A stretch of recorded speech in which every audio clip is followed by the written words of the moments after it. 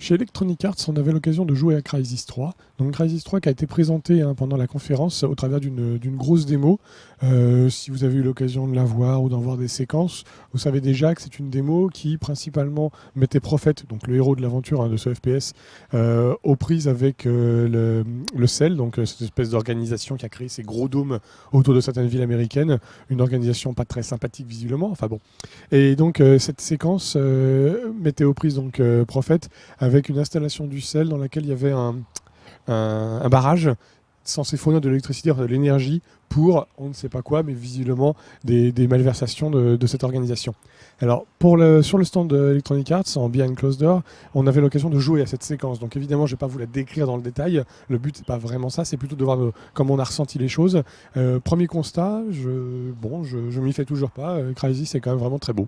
Avec le PC, donc l'écran devant nous et en train de jouer. Premier sentiment, c'est la claque visuelle. On arrive, on voit le barrage, on voit les détails, la qualité des textures, la richesse de l'environnement, ça bouge de partout. Enfin, c'est vraiment très très chouette, très bien réussi, très réussi. Pour l'instant, évidemment, on ne peut pas vérifier la profondeur de champ. On ne peut pas être sûr que ce qu'on va voir ici, on va pouvoir aller l'atteindre et puis aller jouer. Mais en tout cas, dans l'état actuel des choses, c'est un des plus beaux jeux du salon et un des plus beaux jeux tout court qu'on ait pu voir. En ce qui concerne le gameplay, premier constat, c'est le niveau de difficulté. Alors, je n'étais pas très en forme, je sais pas.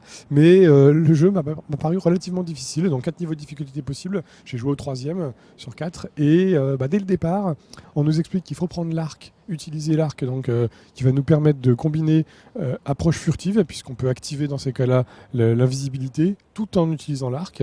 C'est une des seules armes c'est la seule arme qui peut faire ça. Mais la visée à l'arc m'a paru pas si évidente que ça, d'autant que les ennemis, une fois qu'on a été repéré, donc on en tue un, mais une fois qu'on a été repéré, ils réagissent tout de suite, ils vont se planquer réellement, ils cherchent pas à foncer bêtement tête baissée ou à défourailler dans tous les sens. J'ai vu aussi à certains cas, le niveau donc, est suffisamment grand pour pouvoir se planquer, pour pouvoir essayer de les contourner. Le problème, c'est que eux aussi imaginent qu'on va pouvoir les contourner. Donc je ne sais pas à quel point l'intelligence artificielle réagit réellement à ce qu'on fait, ou si des points de la carte, en quelque sorte, leur donnent des informations sur notre présence, ou si au contraire j'étais un peu trop à découvert et j'étais un peu trop visible. Mais en tout cas, ils suivaient réellement ma progression. Ils essayaient réellement de me prendre à revers, de contrer mes attaques. Si je commençais à tirer relativement loin avec l'arc, ils essayaient de s'approcher en passant par les côtés.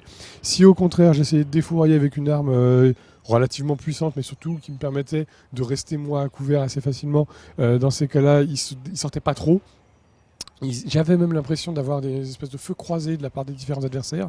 Donc l'un dans l'autre, ça a donné quand même une démo qui n'était pas évidente, où il fallait vraiment progresser doucement par étapes, jusqu'à atteindre une grosse tourelle, par exemple, qu'on pouvait hacker pour la retourner contre les adversaires. Là, forcément, ça devenait beaucoup plus facile.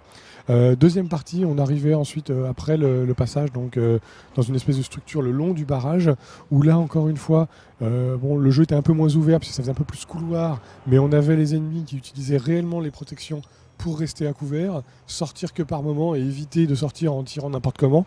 Alors, est-ce qu'ils sont très très forts? Est-ce qu'ils me ciblaient? Bon, là c'est toujours pareil, difficile à déterminer, mais l'un dans l'autre, ça faisait que le jeu était difficile et la progression n'était pas simple.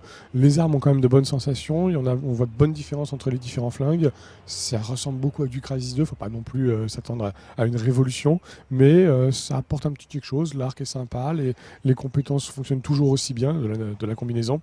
Donc l'un dans l'autre, un jeu qui normalement devrait être intéressant, en tout cas en solo. Après, il n'est pas question de révolutionner la campagne et révolutionner le FPS. La sortie est prévue donc en février prochain.